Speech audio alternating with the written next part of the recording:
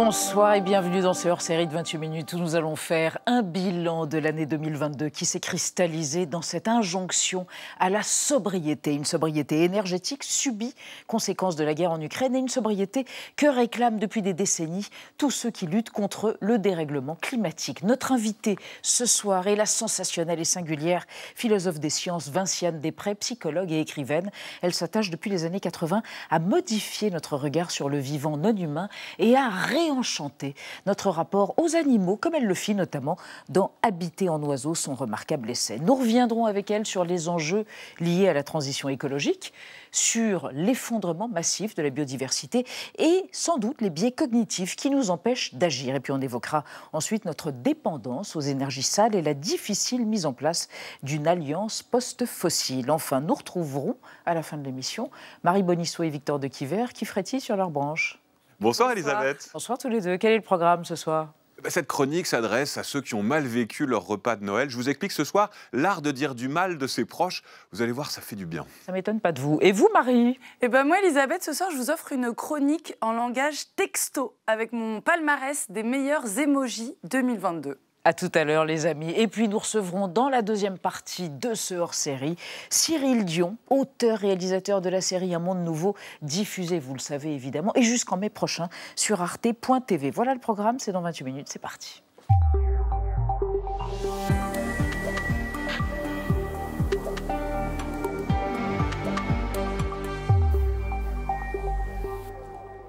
Vinciane Després, on est ravis de vous recevoir en cette fin d'année pour ce hors-série. Chaque fois que vous êtes avec nous sur Arte, voilà, c'est singulier, c'est différent, extrêmement profond. Je signale « Et si les animaux écrivaient ?» paru chez Bayard dans la collection des petites conférences. Et puis je vous présente tout de suite Anna Ndiaye. Bonsoir. Bonsoir, chère Anna. Bonsoir, et Benjamin Sportouche. Bonsoir à vous. Bonsoir, cher Benjamin. Juste quand même une question sur cette petite conférence. Et si les animaux écrivaient ? Là, encore une fois, vous êtes contre-intuitive et surprenante, Vinciane Després. Ah non, je vais dire, c'est presque maintenant, ça va devenir allez, d'ici 20 ans, on en mettra plus sans doute. Voilà, je vous fais la véritable histoire de la thérolinguistique, c'est-à-dire de la linguistique des animaux sauvages, tels que Ursula Le Guin l'avait imaginé dans les années 70. Écrivaine de science-fiction. Voilà. Et tel que, moi, j'essaye de voir, mais dans 50 ans, si c'était une possibilité qu'on considère enfin sérieusement que les animaux écrivent. Et puis je me suis demandé, oui, mais est-ce que ça a déjà été considéré? Et je remarque qu'il y a des auteurs qui l'ont envisagé, des auteurs comme Michel Serres, comme William James. Et notamment, Michel Serres, à un moment donné, va dire quelque chose de très, très juste. Il dit, finalement, les animaux laissent des traces. Ils marquent le territoire, par exemple. Et qu'est-ce que ce sont ces traces? Ce sont des traces qui codent une signification. Et puis il dit, c'est la définition de l'écriture. Et ben voilà. C'est tout. On s'arrête là. On peut s'arrêter là, on n'est pas obligé de parler du pipi de ma chienne. Qu'est-ce qu'elle a C'est une forme d'écriture. Vinciane Després avec nous ce soir pour évoquer la sobriété énergétique entre autres, la mise au point autour de ce terme qui a vraiment cristallisé l'actualité, réalisée par Amira Swilem. C'est probablement le mot de l'année. Nous avons notre destin en main. Si on arrive à être au rendez-vous de la solidarité et de la sobriété, c'est dans notre main.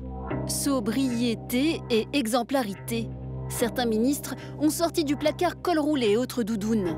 Un défilé de mode automne-hiver censé inciter entreprises, collectivités locales et particuliers à réduire leur consommation d'électricité et de chauffage, à télétravailler davantage ou encore à privilégier le covoiturage. C'est avoir quelques mécanismes très simples pour réussir collectivement à diminuer de 10% ce qu'on consomme d'ordinaire. Je vous le dis très simplement, si la nation tout entière arrive à tenir cet objectif qui est purement volontariste, dans les pires scénarios, on passe l'hiver. Plus que la France, c'est toute l'Europe qui se demande comment elle va passer l'hiver. Les conséquences énergétiques de la guerre en Ukraine déclenchée en février 2022 ont pris les exécutifs de court. La Russie a choisi de faire de son gaz un objet de chantage, provoquant en Europe des risques de pénurie pour cet hiver et une envolée des prix de l'énergie. Si la sobriété énergétique est une réponse à l'urgence, je crois aussi qu'elle doit être une prise de conscience.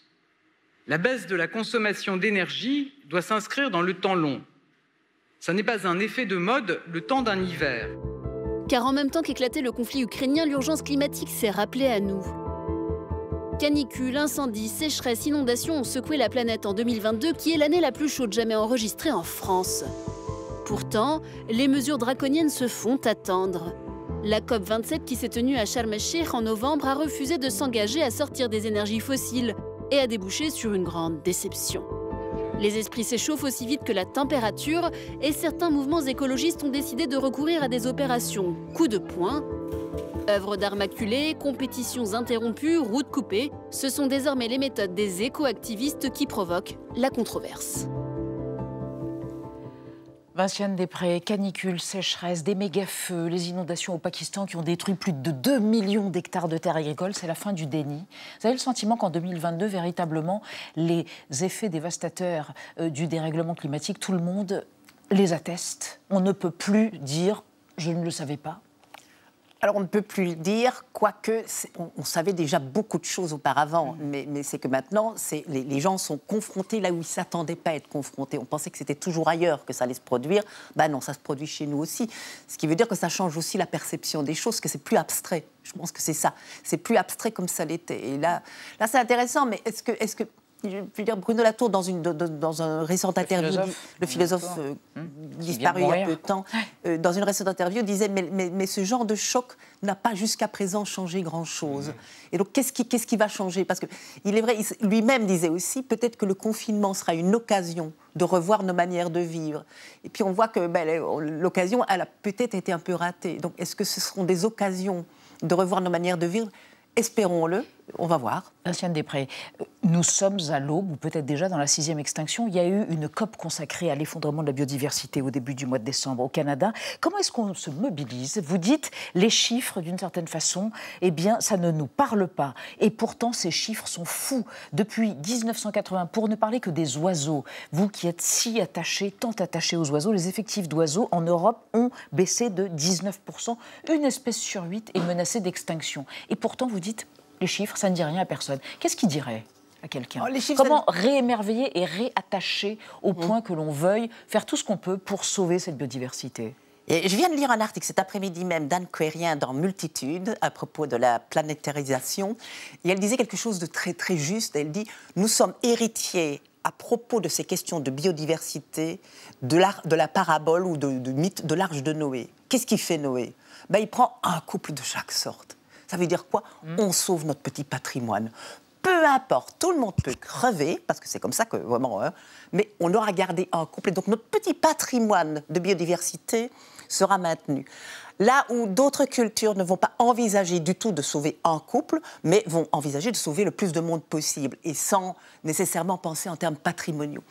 Et je me dis déjà, si on commence déjà à en parler de biodiversité en termes de chiffres, que ça ait l'occasion d'alerter, mais ça ne marche pas, puisqu'on voit bien que les chiffres, moi, vous me dites, allez, il y a 500 espèces qui sont parties, c'est pas ça. Et deuxièmement, on reste encore dans une conception de ressources et de patrimoine qui fait qu'en fait, on est en train de tenir un discours qui va à l'encontre même de ce qu'on voudrait. Et donc, on garde les mêmes schèmes de pensée, ce qui est complètement absurde. En revanche, je vois quelqu'un comme Tom Van Doren, qui est un philosophe de l'environnement australien, qui, dans ses derniers livres, va dire, mais finalement, le drame qui arrive pour le moment pour les espèces, c'est pas tant le fait de disparaître, c'est l'effilochage de leur monde. Alors Vinciane, on va revenir à quelque chose de plus concret par rapport à notre problématique de ce hors-série qui est l'énergie. Avec vous, Anna, vous allez nous raconter comment est-ce qu'on peut fabriquer soi-même son énergie solaire à la maison. Exactement, tout à fait, parce qu'en 2022, eh bien, le prix de l'énergie a flambé et puis donc les Français se sont tournés vers le photovoltaïque. Et aujourd'hui, on n'a plus besoin d'installer forcément une centrale photovoltaïque à 15 000 € dans son jardin. On peut avoir un kit solaire à monter soi-même à la maison et à installer au choix sur son toit ou dans son jardin ou même sur sa façade à des prix compétitifs. 700 € pour les premiers prix. Et alors ces panneaux, ils sont donc moins chers, plus petits, plus légers et surtout accessibles directement dans des magasins de bricolage. Et ils vous permettent de vous familiariser avec la technologie du solaire et surtout, ils allègent votre facture annuelle de 50 à 95 € en moyenne. Mais bon, il y a quand même quelques petits bémols. Le premier, il est d'ordre économique. économique. Il faut de très longues années quand même avant d'amortir son investissement.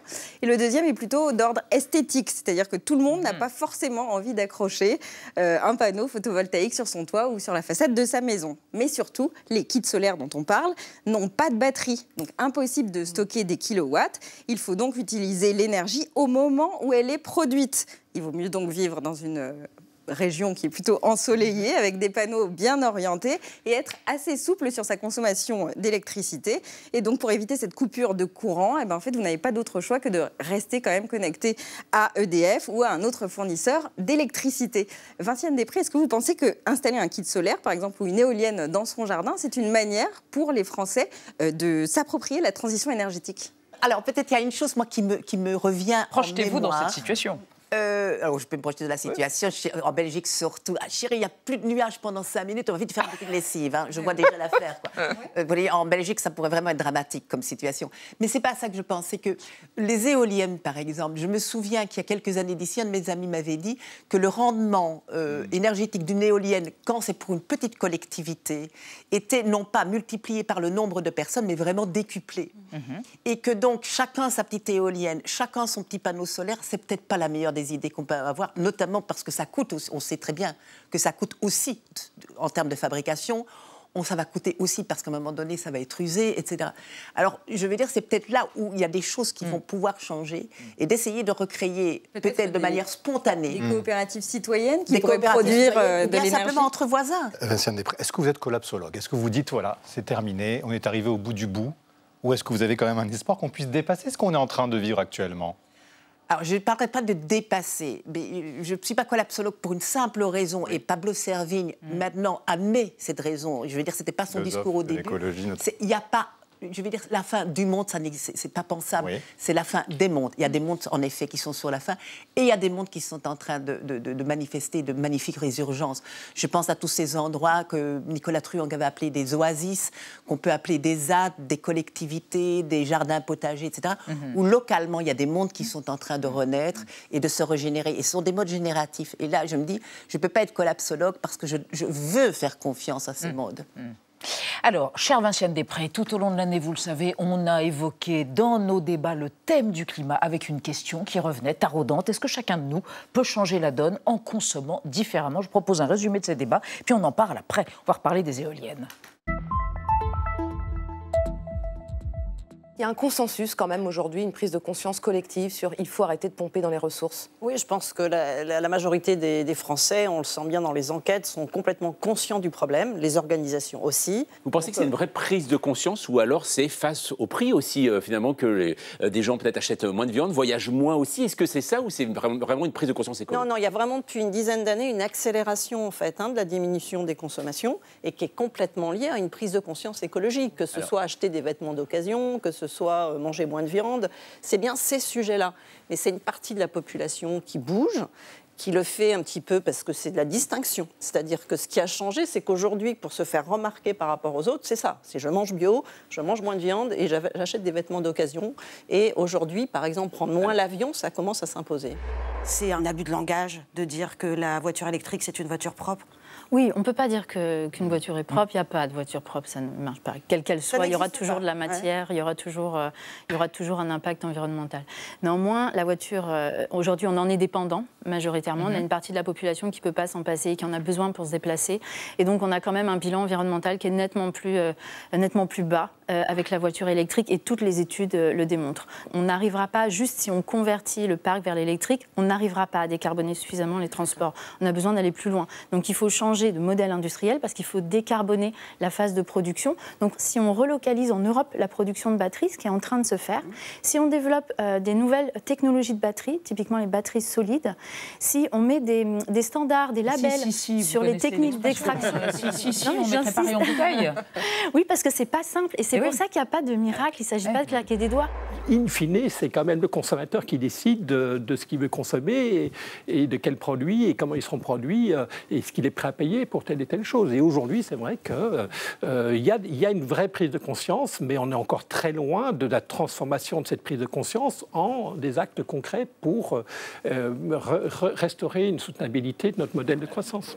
là, au point où on en est, en fait, de désastres climatiques et de moments d'anthropocène, hein, comme on dit parfois, cette modification fondamentale des conditions de vie sur Terre, on ne peut pas s'en remettre uniquement au comportement vertueux du consommateur. Sans doute qu'on peut interroger la pertinence de s'acheter ou de s'équiper d'une piscine dans sa maison individuelle, mais en même temps, il ne faut pas perdre de vue que la principale cause de consommation d'eau en France, c'est l'agriculture. Hein. Oui. Et c'est l'agriculture, ce n'est pas la faute là non plus de tel agriculteur ou telle agricultrice, c'est un système agricole hyper productiviste, hyper extractiviste, qui repose sur l'exportation en partie de viande nourrie par des céréales comme le maïs, qui sont très consommatrices d'eau. Donc si on se dit comment faire pour moins consommer d'eau, en fait on est obligé d'avoir une réflexion à l'échelle au moins nationale, si ce n'est européenne et si ce n'est internationale. Et donc ce n'est pas l'individu tout seul face à ce désastre qui peut y faire quelque chose. Est-ce que vous avez renoncé, est-ce que vous avez modifié de manière conséquente votre comportement, votre mode de vie par rapport à l'avion, par rapport à la voiture, par rapport à la viande? Est-ce que vous êtes flexitarienne, comme l'est la philosophe Elisabeth de Fontenay? Je n'utiliserai pas le mot renoncer, parce que on est dans une tradition chrétienne dont on sait à quel point elle a. Je vais dire, il y a assez de recherches maintenant pour montrer à quel point cette tradition chrétienne a modifié et a posé les bases, d'une certaine manière, de notre manière de concevoir le rapport à ce qu'on appelle la nature. Donc le mot renoncer, je ne le mettrai pas là-dedans non plus, parce qu'en plus, je n'ai pas renoncé, dans le sens où je n'ai pas eu le sentiment de devoir renoncer. J'ai simplement modifié certaines habitudes en considérant à quel point elles ne m'étaient pas importantes et elles me semblaient extrêmement déraisonnables. Par exemple, dites-nous, est-ce que vous prenez plus l'avion du tout? Alors j'ai pris l'avion une fois depuis quelques années, c'est pas énorme. Maintenant, je n'accepte en principe d'invitation pour des conférences que là où je peux y aller en train. D'accord, solution alternative, le train. Mais c'est pas renoncer parce que c'est tellement agréable. Mais ça vous empêche d'aller parler loin du coup. Et c'est très bien comme ça, parce qu'il y a d'autres manières de faire, de parler, de toucher, et on n'a pas besoin d'aller loin pour être efficace par rapport à des choses qu'on a envie de faire. Il est vrai que je regretterais de ne plus voir certains amis en chair et en os, et peut-être que j'y retournerai une fois, mais en ayant vraiment calculé que c'est un luxe. Vinciane Després, il y a un cas d'école. Début décembre, la Cour de cassation en France a confirmé un jugement contre EDF et contre différents entrepreneurs dans le domaine des éoliennes. Une condamnation, donc EDF a été condamné pour avoir installé des éoliennes dans l'Hérault, lesquelles éoliennes étaient à l'origine de la mort d'une soixantaine de faucons cresserellettes. Je veux être très précise, cresserellettes, voilà. Alors là, on est face, d'une certaine façon, à un dilemme. Est-ce qu'il faut privilégier une énergie renouvelable, l'éolienne, ou la faune aviaire? C'est un dilemme. Que faire? Je ne mettrai pas les choses selon ce dilemme-là. Je me doutais bien. Là, on est de nouveau. Là, c'est vraiment les dilemmes de capture, en quelque sorte. Ah, vous voulez de l'électricité sans dégâts, etc. Sans dégâts pour le climat, hein, décarboné. Oui, décarboné. Pas vraiment décarboné quand même. Ou bien vous voulez des faucons cresserelles. Eh bien, je dis, non, moi je veux et des faucons et je veux et des éoliennes. Alors, décarbonée, mais pas nécessairement des éoliennes. Ah. Je veux de l'électricité et je veux simplement... Alors, c'est pas que je veux de l'électricité décarbonée, je veux un monde un peu plus décarboné. Ce qui veut dire que ce que je souhaiterais, c'est qu'il y ait moins de consommation d'électricité qui oblige, etc. Donc, c'est dans ce sens-là que je cherche, d'une certaine manière, alors, c'est pas une solution. En même temps, on nous dit, pour acheter un vélo électrique, pour ne pas endommager la planète. Vous voyez, c'est vrai que le citoyen est pris dans une contradiction permanente. Oui. C'est hyper culpabilisant. Vous savez, il y a bien quelque chose qui caractérise fortement notre époque, aussi laïque soit-elle, c'est que nous sommes tout le temps pris dans des dilemmes, des contradictions et des scrupules. Et si je dis notre époque laïque, c'est parce que pour les chrétiens, à certaines époques, ont pu être aussi pris dans des dilemmes, des scrupules, avec tout un cahier des charges de vertu et de péché possible. Tout ce qui nous entoure, on est responsable maintenant de la moindre petite action, le moindre petite chose qu'on mange, le moindre petit déplacement nous fait réfléchir quant à notre responsabilité. Vinciane Després, on va continuer à discuter, mais on va regarder ce dont on a parlé encore une fois cette année, sobriété énergétique. On va regarder un tout petit résumé de nos débats où l'on a posé cette question: comment diminuer notre consommation sur un plan individuel et sur un plan collectif? Résumé, et on vous retrouve juste après avec Cyril Dion. La crise ukrainienne, ça peut être un révélateur, peut-être comme le Covid a été révélateur, un changement important. Par rapport à ce que vous dites, associer la sobriété à la guerre, ça pose un problème en termes, en tout cas, de psychologie collective, parce que l'enjeu, c'est d'expliquer que la sobriété, j'en reviens à ça, peut être l'occasion d'un nouveau modèle de société et de rendre désirable. Et que donc ça continue, après la guerre. L'idée, c'est que une guerre peut s'arrêter, la sobriété, elle doit être pérenne. Voilà, exactement. La question de la sobriété est une question qui ne supporte pas la cyclicité. Il faut évidemment envisager qu'elle s'inscrive dans un projet de vision, de planification, de société. Comment on fait concrètement en tant que consommateur? Est-ce qu'on baisse le chauffage? À quoi on va être obligé de faire attention dans les mois qui viennent? Alors, en tant que consommateur, c'est tous les gestes que tout le monde connaît pour consommer moins d'énergie. Donc effectivement, c'est faire attention à toute sa consommation, mais pas directement de gaz, aussi toute sa consommation électrique, parce qu'on produit de l'électricité à base gaz aujourd'hui en France. Ça veut dire baisser le chauffage cet hiver. Bon, il y a eu plein de conseils de donner, de baisser tous ces thermostats en degrés. Il faut faire ces efforts-là, d'une part pour ne pas tirer sur les stockages, d'autre part pour prendre des bonnes habitudes, tout bêtement. Le gouvernement veut réduire de 10% dans les 2 ans à venir la consommation d'énergie en France. Hors de la sobriété énergétique, point de salut, Thomas Porcher? Oui, il va falloir à un moment s'attaquer aux économies d'énergie, hein, mais on le dit depuis longtemps. Alors vous avez plein de façons de le faire. Par exemple, la rénovation des bâtiments. Les bâtiments, c'est 44% de la consommation d'énergie. Il y a 36 millions d'habitations. Il doit y en avoir pratiquement 30 millions à rénover, hein, au plus haut standard. Bon, là, il faudrait faire quelque chose pour en rénover au moins 1 million par an. Mais ça a un prix. Je veux dire, si on fait des rénovations au top niveau de ces habitations, il faut faire un chèque de 20 milliards. Alors que ce soit le privé ou le public, mais il faut 20 milliards d'investissements pour rénover 1 million de logements par an. Et ça prendrait 30 ans donc, pour qu'on ait le parc qui soit parfaitement rénové. 60% de la consommation d'énergie vient des ménages. Est-ce que c'est eux qu'il faut viser avec ce plan de sobriété énergétique? En matière de transition climatique, vous savez, personne n'est innocent et tout le monde sera victime, dans des proportions différentes, mais ça, on en a la certitude et donc tout le monde doit participer. Les ménages sont bien sûr invités à participer. Il y a plusieurs façons de les faire participer. Par exemple, la taxe carbone, c'est-à-dire d'intégrer dans le prix d'un certain nombre de produits et services très carbonés un surcroît de valeur qui doit être acquitté par celui qui paye et donc qui est incité à consommer autre chose autrement parce qu'il fera des économies. Simplement, ils ne le feront pas s'ils ont le sentiment que d'autres ne jouent pas le jeu. C'est très important en fait pour l'opinion publique de se rendre compte que tout le monde va être mis à contribution et notamment ceux qui ont le plus de moyens, puisque ceux qui ont le plus de moyens consomment le plus d'énergie. Vous ne pouvez pas demander à une personne en situation de précarité énergétique de moins se chauffer. Elle sait pertinemment qu'elle est déjà dans une situation compliquée. Sur la mobilisation, on peut prendre un exemple très concret avec l'exemple de Fukushima en 2011. On s'était rendu compte qu'on avait réussi, au travers d'une mobilisation générale au Japon, à réduire de 15% la demande en électricité. Ouais. Et donc ça, on pourrait mettre en place dès à présent 15%, un appel général pour faire en sorte de diminuer cette consommation. Je crois qu'au Japon, ils avaient coupé les escalators même. Hein, les escalators, ils avaient allégé le code vestimentaire pour permettre de repousser l'utilisation de la climatisation. Ils avaient été très inventifs et on devrait pouvoir s'inspirer de ces mesures-là pour faire en sorte d'économiser le maximum de molécules. Et voilà, je vous l'avais annoncé, Vinciane Després, vous êtes très heureuse, je le sais, de rencontrer et de retrouver Cyril Dion. Bonsoir, cher Cyril Dion. Bonsoir. On est ravis que vous soyez avec nous pour ce hors-série, puisque d'abord, votre parole est intéressante, et en plus, Arte diffuse Un monde nouveau, votre série, et c'est sur arte.tv jusqu'au joli mois de mai 2023. Une question à propos de la sobriété, Cyril Dion. Le philosophe Pierre Charbonnier disait, remarquez que à la sobriété sont associées des valeurs négatives. Essentiellement. Comment est-ce qu'on fait pour renverser ça? Ça, c'est... quelques-uns s'y sont essayés en parlant justement de sobriété heureuse. C'est ce que disait Pierre Rabhi. Ou de minimalisme. Il y a des bouquins qui fleurissent sur le minimalisme en expliquant à quel point on va se libérer de tout ça. C'est Thoreau qui parlait de ça beaucoup déjà. Il y a cette anecdote célèbre où il va ramasser 3 galets dans la rivière parce qu'il les trouve vraiment magnifiques, il y a des rayons de soleil, ils brillent, il se dit « Oh, mais ils sont sublimes, je vais les apporter dans ma cabane ». Il les met dans sa cabane, puis au bout d'un moment, il se rend compte qu'il va devoir les épousseter chaque jour. Et du coup, il se dit non, ça le décourage, donc il reprend les galets, il les rejette dans la rivière.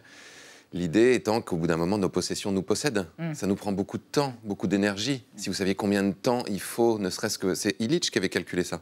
Le temps qu'il vous faut pour gagner l'argent pour vous acheter une voiture. Et le temps qu'il vous faut ensuite pour entretenir cette voiture. En gros, sur l'ensemble de vie de la voiture, ça fait une moyenne de vitesse de 6 km/h. Bon, on peut se dire peut-être qu'on peut s'alléger d'un certain nombre de choses. Et comment est-ce qu'on arrive comment, tout en étant dans la justice sociale, comment est-ce qu'on arrive à concerner tout le monde et à dire allégez-vous, vous verrez, vous n'en serez que plus heureux. En commençant par ne pas dire ça aux personnes qui sont le plus en difficulté. Voilà. Mais non, mais enfin, je veux dire, on le sait que l'essentiel des émissions de gaz à effet de serre, l'essentiel des extractions de matière, l'essentiel de la pollution vient des personnes qui ont le plus de moyens, le plus d'argent. Donc c'est ces personnes-là qui ont besoin de s'alléger, c'est pas celles qui n'ont déjà pas de quoi subvenir à leurs moyens. Alors besoin plutôt. Avant qu'on réévoque avec vous votre expérience en tant que garant de la Convention citoyenne pour le climat, vous avez cité Thoreau, qui a théorisé au XIXe siècle la désobéissance civile. Je voulais avoir votre sentiment sur de plus en plus, Vinciane Després, d'initiatives, que ce soit des associations comme Extinction Rebellion ou d'autres, qui décident d'être de plus en plus radicaux.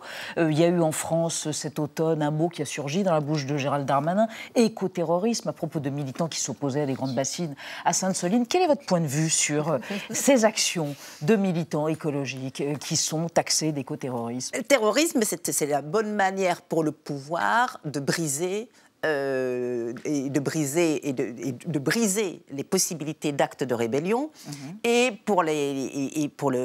d'influencer les masses à prendre position contre les terroristes, puisque finalement ce sont des gens dangereux, etc. Donc il y a toute une espèce d'aura. Ça, c'est les premières choses. Alors ces personnes qui ont notamment lancé de la soupe, de la purée, sur des tableaux. Sur les tableaux, la première chose qu'on peut dire... C'est contre-productif. Est-ce que c'est contre-productif? Parce que l'opinion est assez choquée. L'opinion est assez choquée, mais je pense aussi que parce que la presse n'a pas fait bien son travail.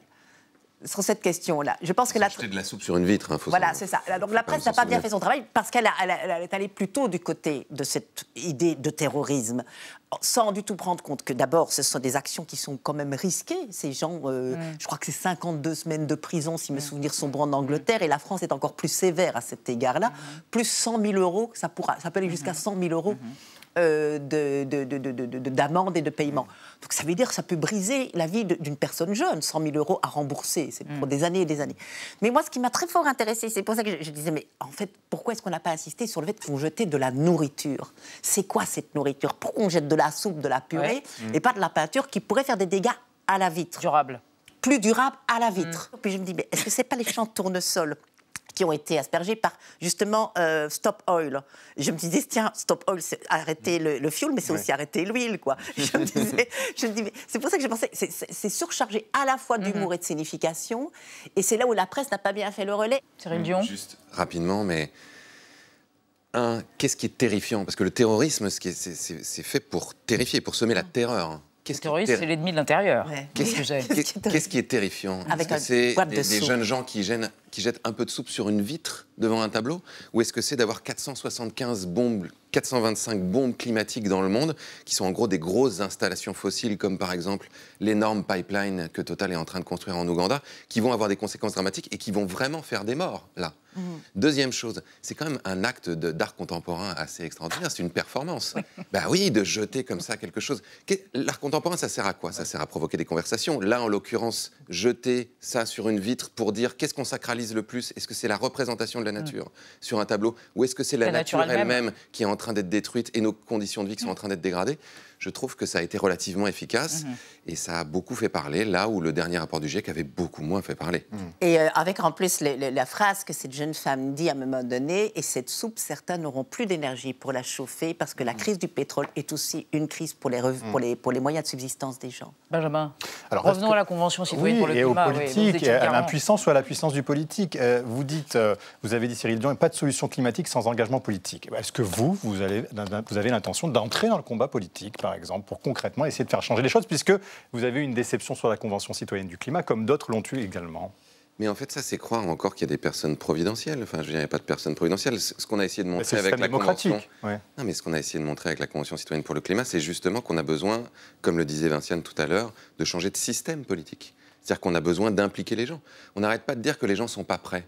Par exemple, sur le 110 km/h, Elisabeth Borne a dit comment on fait pour changer de système, on ne va pas le faire parce que les gens ne sont pas prêts. Alors qu'on venait d'avoir un sondage qui montrait qu'une majorité des Français étaient OK pour cette mesure-là et que la Convention citoyenne avait voté cette mesure-là après avoir délibéré. Alors qu'au début, les gens n'étaient pas d'accord, mais simplement, ils ont délibéré. Et ils se sont posé la question et ils se sont rendus compte qu'en fait, le 110 km/h, le seul petit désavantage, c'est de perdre 7 minutes sur un trajet de 2 heures. Mais alors, quel est le système? Comment on change ce système? En faisant plus de démocratie délibérative. Une démocratie ouverte, délibérative, c'est-à-dire permettre aux gens de se saisir des problèmes eux-mêmes et de participer à élaborer des solutions eux-mêmes. Là, ça vous a quand même pas posé question de voir que les citoyens de la Convention, ils ont fait des propositions qui allaient plus loin que ce que tous les gouvernements ont proposé depuis 30 ans. C'est bizarre pour des gens qui sont pas prêts, quand même. Oui, enfin, on sait aussi que quand il y a une décision qui est prise, enfin, dans les sondages, les Français disent ça, puis quand ça s'applique, vous savez comment ils réagissent, pas forcément de la même manière que ce qu'on souhaitait. Pourquoi est-ce qu'ils réagissent comme ça? Sur les 110 km/h. Pourquoi est-ce qu'ils réagissent comme ça? Parce que personne n'aime qu'on lui impose quelque chose de force.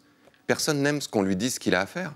En revanche, tout le monde est capable de se poser la question et de participer à élaborer des solutions. Tout le monde est capable. Donc vous ne vous présentez pas à l'élection. Dites-nous, vous, c'est pas votre intention. Qui vous intéressait, non, parce que c'est intéressant sur l'engagement politique. C'est pas celui-ci. Mais sur l'engagement politique, il se fait de plein de manières différentes. Et pour faire de la politique, il faut être doué pour faire de la politique. Par exemple, Nicolas Hulot n'était pas du tout quelqu'un qui était doué pour faire de la politique. Et je pense que c'était pas vraiment une très bonne chose qu'il aille en politique. Parce que c'est quelqu'un qui a besoin qu'on l'aime, qui est trop émotionnel. Et c'est, vous vous souvenez ce que disait Mitterrand? Quand on lui disait qu'est-ce qu'il faut pour faire un bon président, qu'est-ce qu'il faut comme qualité, il disait l'indifférence. Ben, moi, je ne suis pas assez indifférent. Est-ce qu'on peut démarrer, ou plutôt terminer sur une note d'espoir, enfin une petite note d'espoir, puisque l'Union... Ah ben si, oui, oh la barbe, l'espoir, ce gros mot. Non mais l'Union européenne, qui est à l'origine de 16% de la déforestation mondiale, avec ses importations, deuxième destructeur des forêts tropicales, eh bien le Parlement européen a voté en début de mois une loi qui va interdire les importations de produits cacao, café, chocolat et autres produits issus de déforestation à partir de 2020. Est-ce que on peut rajouter qu'un Français consomme chaque année 352 mètres carrés de forêt tropicale de ce fait? Est-ce que ce n'est pas une bonne nouvelle que ça se passe à l'échelle européenne et que cette décision ait été prise et votée par le Parlement européen en début de mois? Qu'en pensez-vous tous les deux? C'est bien, tout comme c'est bien que la France ait renoncé à l'exploration sous-marine pour aller chercher des minerais. Ça, ce sont des bonnes décisions, mais le problème, c'est que ce sont des décisions ponctuelles sur des sujets ponctuels, alors que, comme le disait encore une fois Vinciane tout à l'heure, on a besoin de repenser le modèle. C'est-à-dire qu'on a besoin de repenser notre modèle économique. Qu'est-ce qui fait aujourd'hui qu'on a besoin d'avoir cette espèce de croissance infinie? Si on ne remet pas ça en question, on fait en permanence de l'ajustement, et puis on continue à culpabiliser les gens, en disant non, vous n'avez pas pris votre vélo, vous avez mangé de la viande à Noël, c'est moche. Alors que c'est pas ça le problème. Vous avez mangé de la viande à Noël? Pas cette fois. Mais il ne répond pas, vous remarquerez. Mais j'aurais pu, si j'aurais voulu. Une conclusion? Oui, non, je n'ai pas de conclusion avec ce que c'est parti. On a discuté tellement de sujets. C'est la solution alors? Puisque Cyril Dion vient en parler. C'est vrai que ou le freinage, comme disait votre ami le philosophe Pierre Charbonnier. Il faut freiner et non pas décroître. En fait, il y avait un truc que disait Hubert Reeves qui était chouette, je t'aide. Oui, merci. Astrophysicien Hubert Reeves. Qui disait la crise écologique, c'est un peu comme si on était dans un train qui fonçait à 300 km/h sur une montagne. Oui. Le but n'est pas de faire ralentir le train à 200 km/h, le but est de changer de train. Oui. Voilà. Donc c'est pas juste la décroissance pour la décroissance, c'est de changer de modèle, c'est de changer de représentation du monde, c'est de commencer à essayer de cohabiter avec le monde vivant. Et on a encore les moyens de changer ce train, alors c'est ce que vous nous dites. Alors, de toute façon, moi, je partirais sur l'idée, de toute façon, que le mot décroissance, moi, je ne l'utilise pas. Parce que c'est de nouveau se mettre en position symétrique avec une croissance. Et donc, on est de nouveau dans des mouvements avec un passé, un futur, etc. Et donc, je ne sais pas quel vocabulaire il faudrait utiliser. Donc, moi, je n'utilise pas tellement sobriété, bien qu'il m'arrive aussi de dire j'essaye d'être un peu plus sobre dans mes choix, dans les choix consentis, en fait, dans les choix joyeusement consentis, donc il n'y a pas de renoncement, il n'y a pas de volonté de sobriété, mais il y a quand même des choix pour lesquels, en effet, un peu de sobriété s'impose. Mais quel est le vocabulaire qui nous donnerait des passions joyeuses? C'est ça que je veux dire. Et il y a plein de romans qui parlent de ça, en fait. Dans La forêt de Ginny Glad, par exemple, c'est une passion joyeuse, même si c'est difficile. Et je me rappelle dans un roman de Marion Zimmer Bradley, La vague montante, 1955, un roman de science-fiction, qui est un moment d'humour et de sagesse, parce qu'elle arrive à le faire sur un mode non moral. Des astronautes sont partis, ils ont eu plein d'ennuis, etc. Ils reviennent 100 ans plus tard, 4 générations plus tard, sur Terre. Oui. Et qu'est-ce qu'ils remarquent? Ils s'attendent, on va nous aider à réparer notre propulseur, parce que ça, c'est que bon, ça n'aide pas. Qu'est-ce qu'ils remarquent? Et puis, qu'est-ce qui se passe? Ils remarquent, en fait, les gens sont revenus au feu de bois pour cuisiner les aliments et tout. La lampe à huile d'un certain Et c'est pas du tout par volonté de revenir en arrière ou quoi, ils disent exactement ce phénomène d'inversion maligne dont tu parlais chez Illich, c'est-à-dire, il nous fallait trop de temps, de loisirs pour acheter une cuisinière électrique, alors qu'avec le feu de bois, finalement, quand on compte tout l'un après l'autre, c'est tellement plus agréable, ça sent bon. Merci Vinciane Després. Vous auriez pu citer Le nom du monde des forêts d'Ursula Le Guin. Oui, tout à fait. Oui, aussi. Merci. Hein, bon. Oui. Tiens, je vous l'offre. Et si les animaux écrivaient, je garde le mien, il est plein de notes. C'est pour vous, Cyril Dion. C'est la dernière petite conférence de Vinciane Després, parue chez Bayard. Merci à tous les deux d'être venus illuminer ce hors-série. Votre série Un monde nouveau est visible sur arte.tv. Elle a un grand succès jusqu'au mois de mai prochain. Dans un instant, Marie Bonisseau et Victor Dequiver vont nous faire un bilan de l'année à leur façon espiègle et mordante. L'importance du bitching dans le français de ma grand-mère, ça s'appelle le commérage. Et puis tout sur la fabrique des émojis. Mais avant cela, Mathieu Conquet scrute à la loupe le lapin blanc de la biodiversité et un peu de psychédélisme. C'est le lapin blanc du Jefferson Airplane.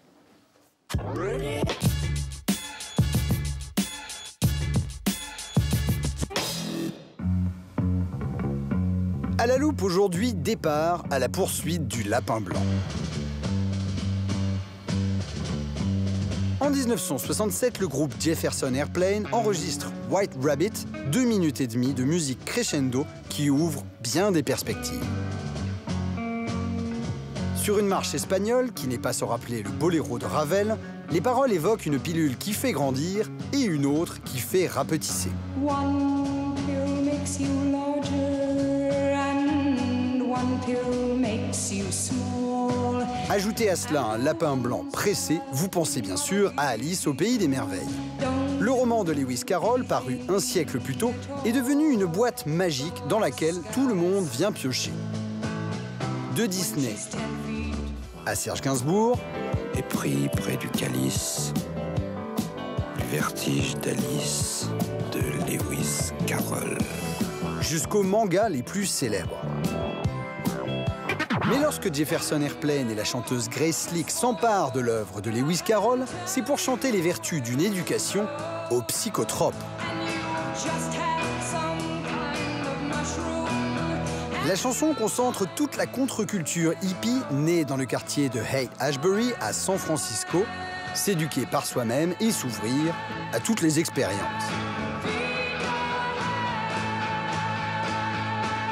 Feed your head, les derniers mots, sont répétés dans un cri, nourrir et libérer son esprit. À l'époque, Jefferson Airplane joue régulièrement dans une salle de San Francisco appelée The Matrix.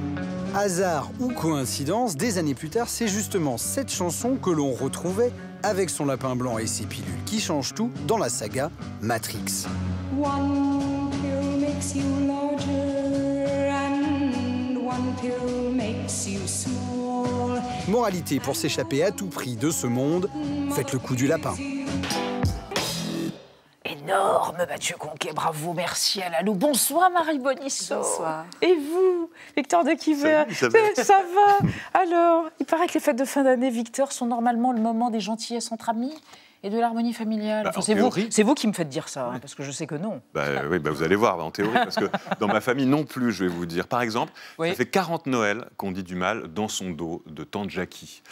Il faut dire, à ma décharge, que ça fait 40 ans qu'elle fait la même grimace avec son nez pour remonter ses lunettes, quelque chose comme ça. Qui est à la fois parfaitement insupportable. Écoutez, vous êtes fâché à vie, très tante drôle. Jackie, hein. Mais comme j'ai mauvaise conscience, j'ai eu envie d'en savoir plus sur cette mauvaise habitude. D'ailleurs, je ne sais pas si vous avez remarqué, mais on ne dit plus commérage, on ne dit plus médisance, on utilise le verbe bitcher, dire des saloperies en anglais. Dans la culture juive, on parle plutôt de lachon hara, j'ai découvert ça. Le langage du mal en hébreu constitue un péché plus gravissime pour certains commentateurs rabbiniques que le meurtre ou l'idolâtrie. Pourquoi ? Parce que la langue peut tuer plus qu'une épée, mais aussi parce que la méchanceté, une fois dite, ne peut pas être réparée. La rumeur court, en quelque sorte. Alors, au XVIe siècle, en Écosse, pour se prémunir des ragots, on invente un outil efficace, quoique un peu extrême. Je vous présente la bride de la mégère. harnais muselière délicat composé d'une plaque de métal aiguisée qui pique la langue de celui ou celle qui se met à parler. Celle surtout. Oui, oui. Ouais. Et ce harnais a tant de C'était succès, un peu sexiste. Elisabeth, que les Allemands vont l'importer en le perfectionnant, bien sûr. Ils vont lui adjoindre une petite clochette délicate qui pendouille là-haut. L'idée, avertir la population du passage de la fautive supposée pour mieux pouvoir l'insulter. Évidemment, je dis la fautive parce qu'il y a plus de femmes qui ont subi ce châtiment que les hommes, qui sont, comme chacun sait, moins bavards et moins médisants. C'est vous qui le dites, et seulement vous, cher Beecher. Alors, des chercheurs réhabilitent, ça c'est fou, le commérage. Bien sûr, selon une étude américaine parue en 2019, on passerait 52 minutes par jour à bitcher. Je ne vois vraiment pas pourquoi. Et Pas qui ici?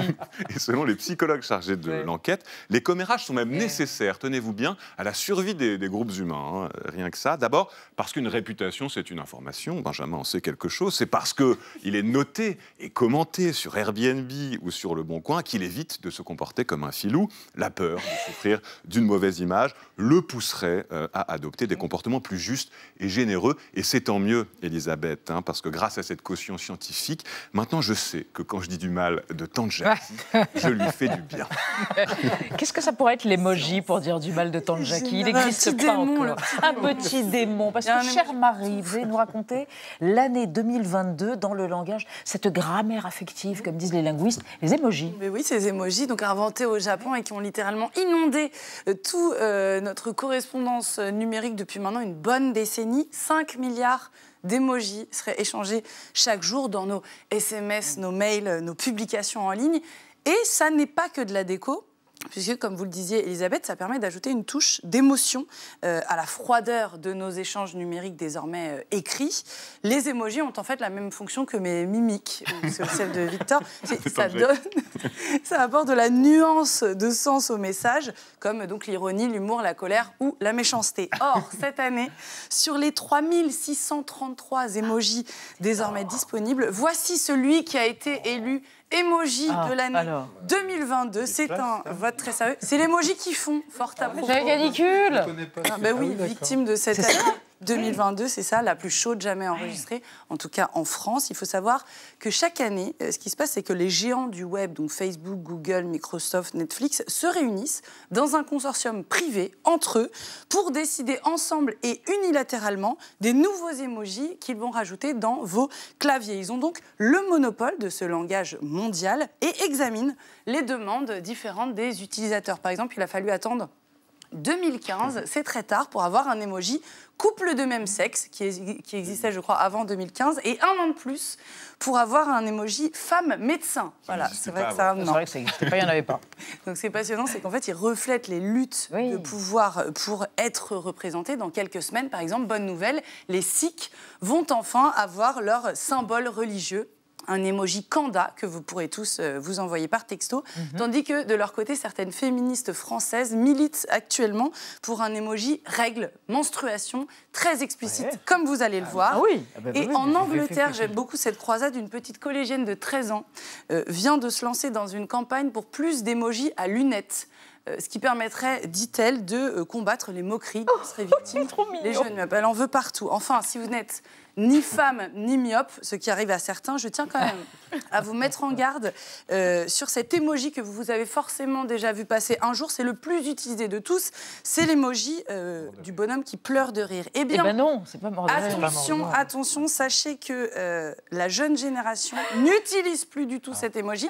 Elle l'a remplacé par celui-ci, ou alors carrément l'emoji tête de mort lorsqu'elle est morte de rire. Comme quoi, même votre façon de rigoler peut dire beaucoup sur votre âge, et c'est ça qui est passionnant avec le nous on est chez les vioques. Voilà, nous on est encore avec le petit qui rigole et qui pleure de rire. On peut encore changer. On peut encore changer, on peut encore rajeunir. Merci mes amis. On se retrouve demain avec Giuliano D'Ampoli pour un hors-série autour des populismes. Bonne soirée. Tchuss. Nous nous quittons avec Fleetwood Mac et Dreams pour la chanteuse Chris McVie disparue il y a un mois.